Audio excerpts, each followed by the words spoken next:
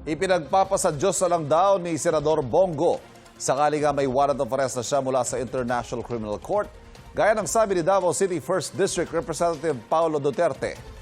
Kung sakali bibigyan kaya siya ng protective custody ni Senate President Win Gatchalian. Alamin sa unang balita ni Ian Cruz.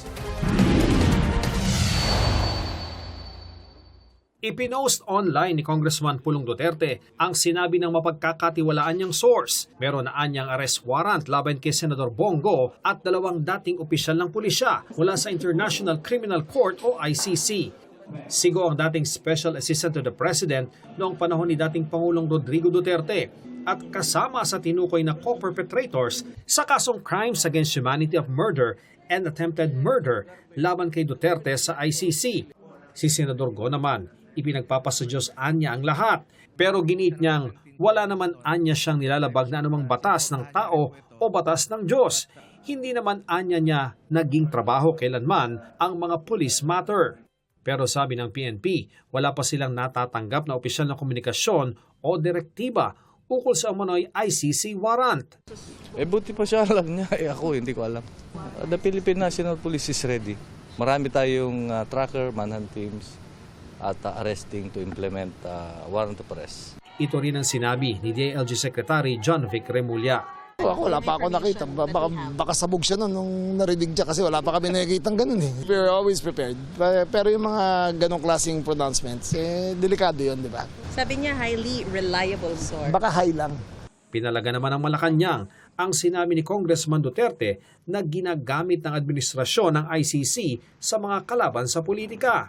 Huwag nating kalimutan na yung kaso na sampa ito 2017 pa. So hindi ito wine-weaponize, kinakailangan lamang po na matugunan din ang hiling ng mga kababayan natin. Kung may kailangan managot, dapat na managot. Ipinapaubaya na ng palasyo sa Department of Justice o DOJ ang pagsagot kung may utos ang Pangulo kaugnay ng posibleng pag-aresto sa isang senador.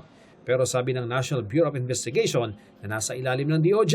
Wala pa po. Wala po kaming nare-receive pa. Walang communication pa ng warrant. Nang usisain tungkol sa umano'y ICC warrant laban kay Go at kung bibigyan ba siya ng protective custody gaya ng ibinigay kay Senador Bato de la Rosa noon. Sagot ng bagong Senate President na si Senator Sherwin Gatchalian. Wala pa akong nakukuhang information na ganun, so it's very difficult again, it's very difficult to preempt. No? Let's wait kung totoo nga yung information na yun. Hindi rin masagot ng Senate President kung hindi rin ba maaresto si Go kung may sesyon ng Senado. The situations vary. No? So it's very hard to answer and then iba naman yung situation. No? Ito ang unang balita. Ian Cruz, GMA News. Bumuwelta naman si Davao City 1st District Representative Paulo Duterte kay DILG Secretary John Vic Remulla. Ang sabi ni Duterte, baka nagkamali si Remulla ng sinabihan ng hay at sabog. Baka rawan talagang tinutumbok ni Remulla ay yung mga nasa Malacanang. Hamon ni Duterte kay Remulla, magpa-hair follicle drug test sila para malaman kung sino ang sabog.